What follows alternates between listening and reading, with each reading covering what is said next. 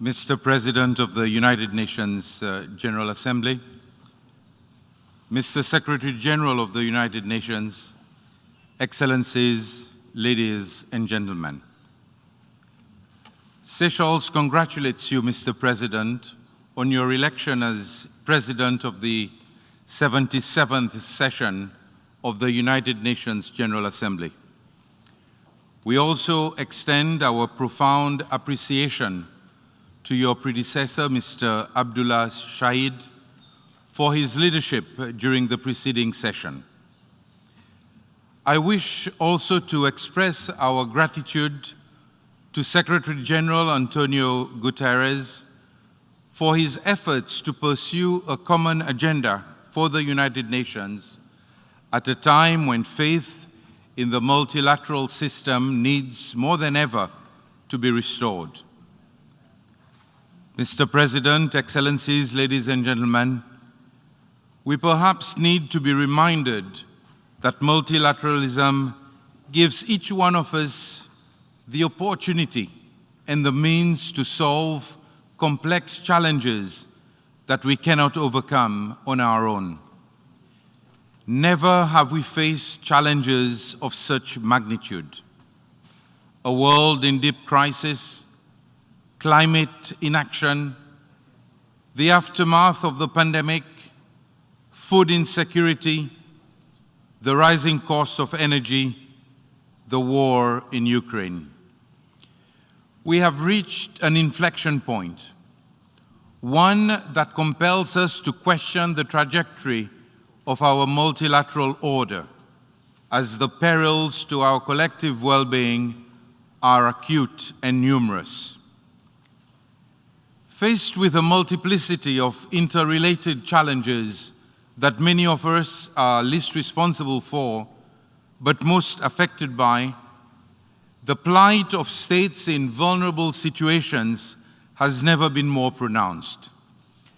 Many of us in the developing world have had to revise our 2030 aspirations due to lost progress. Mr. President, economic inequity is the biggest impediment to the realization of the Sustainable Development Goals. The blueprint for a better and sustainable future requires financial resources that many of us simply do not have or are unable to access, since development cooperation modalities fail to consider vulnerability as a barrier to durable development. Time and again, small island developing states have consistently reiterated the call for a globally accepted vulnerability assessment put forward in 1992 by the United Nations Conference on Environment and Development. Our island nations have experienced the greatest economic loss from the pandemic, with economic contractions averaging 7%. Yet, very few of us were able to access the meager 6% of COVID-19 funding allocated to developing countries. We cannot continue to rely on temporary solutions to address the systemic faults within the existing development cooperation mechanisms. If this is to be a watershed moment, we must put into practice real solutions that focus on addressing vulnerabilities and building resilience to ensure socioeconomic sustainability. We need the international financial institutions and multilateral development banks to look beyond gross national income benchmark. There is broad consensus that a multidimensional vulnerability index offers a specific approach that will complement and improve the efficacy of development cooperation, permitting countries in vulnerable situations to access concessional financing and address their needs. I therefore welcome the interim report of the high-level panel on the MVI and hope that progress on universally accepted and inclusive indicators that capture vulnerabilities of all developing states can be accelerated ahead of the 2023 deadline. Mr. President, the current food and energy crisis, exacerbated by the conflict in Ukraine, poses a threat to sustainable growth globally, necessitating integrated systemic responses. The challenge for us in Africa is how to guarantee that trade contributes meaningfully to food security. In this regard, the African Continental Free Trade Area has a vital role to play by stimulating intra-trade amongst ourselves, by ensuring that we redistribute food produced from regions with a surplus to regions facing deficits. The solutions to our food security can be achievable. We firmly believe that harnessing the potential of the blue economy by tapping into fisheries and aquaculture resources can be a viable option to address food and nutrition insecurity that prevails at the moment. Food and energy security must be apprehended within the context of climate change. We are at the cusp of an ecological collapse spurred by climate change, pollution, and biodiversity loss, largely instigated by irresponsible human activities and unfettered emissions, a situation which greatly threatens the inalienable right of all humans to a healthy environment. The IPCC reports have made clear that the window of opportunity to effectively address climate change is rapidly closing, with dire consequences for humanity and ecosystems. Failing to act decisively and urgently now will lead to untold costs, with those least responsible for this calamity having to bear the heaviest price. As floods, heat waves, and fires in the Western world dominate the news and our social media feeds, let us not neglect nor forget that the impact of slow onset events like sea level rise pose an existential threat to small island developing states. We need bold actions, not unfulfilled promises and pledges. Mr. President, in defining this watershed moment, individual interests must converge into collective benefits. And we must also confront the gross injustice of having citizens of states least responsible for this unraveling climate-induced disaster pay for the loss and damage caused by others.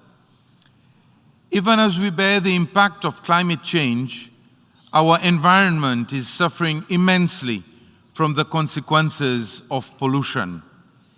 Seychelles can attest to this fact, as our shores and sea have become encumbered with plastic waste. I am nonetheless heartened that a historical agreement to establish an intergovernmental negotiating committee with the mandate to forge an international legally binding agreement to end plastic pollution was achieved at UNGA 5.2. Hopefully, this will raise ambitions in other areas of environmental protection, including in the protection of biodiversity. The pressure that human activities are exerting on biodiversity are tipping the scale towards mass extinction across the globe. Therefore, the UN Conference on Biodiversity, COP15, will be critical for the post-2020 global biodiversity framework. If the world is to achieve the framework's ambitious targets, ensure that the SDGs are met, and tackle the interrelated planetary crisis, we must invest in the means of the framework's implementation. Mr. President, related to this is the issue of the oceans which surround us.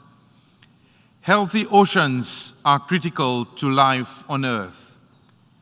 As a foremost proponent of the blue economy paradigm, Seychelles has taken bold steps to sustainably harness our ocean for the benefit of our people.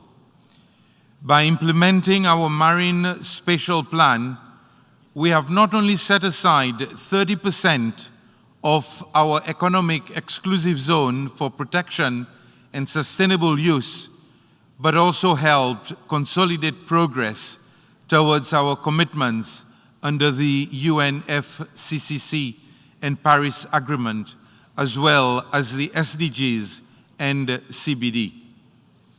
The MSP exemplifies how climate action, ocean conservation, sustainable development, and building resilience can be achieved by a seeds with immutable special circumstances in an integrated manner.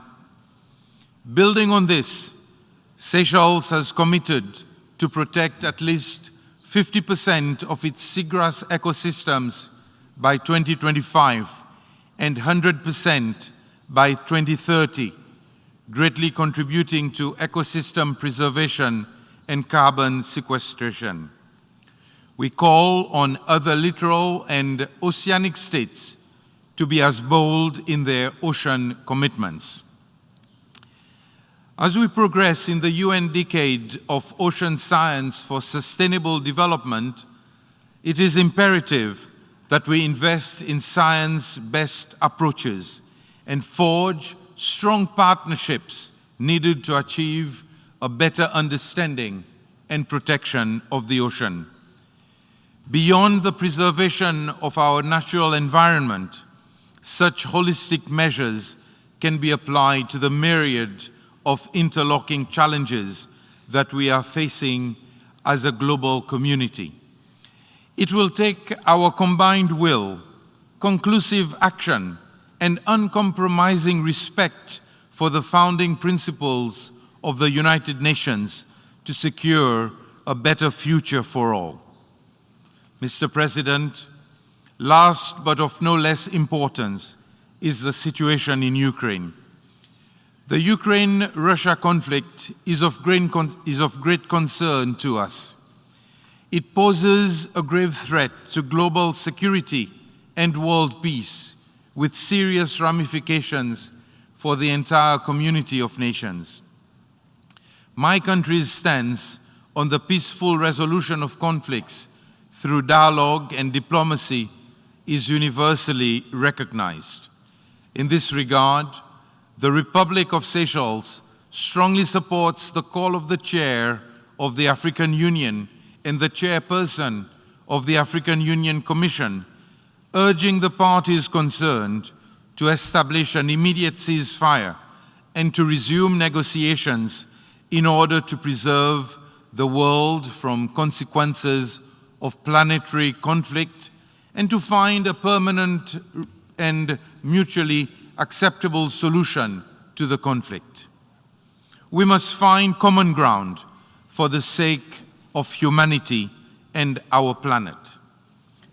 In attempting to utilize this critical moment in history as a turning point to bring about real positive change, the choice is clearly with every one of us to decide whether our actions will lead to shared prosperity or mutual destruction. Let us be reminded of our moral responsibility as world leaders to take bold and decisive steps that will truly bring about transformative solutions. We share only one planet, and our fates are indivisible. Let us secure a better future together. I thank you.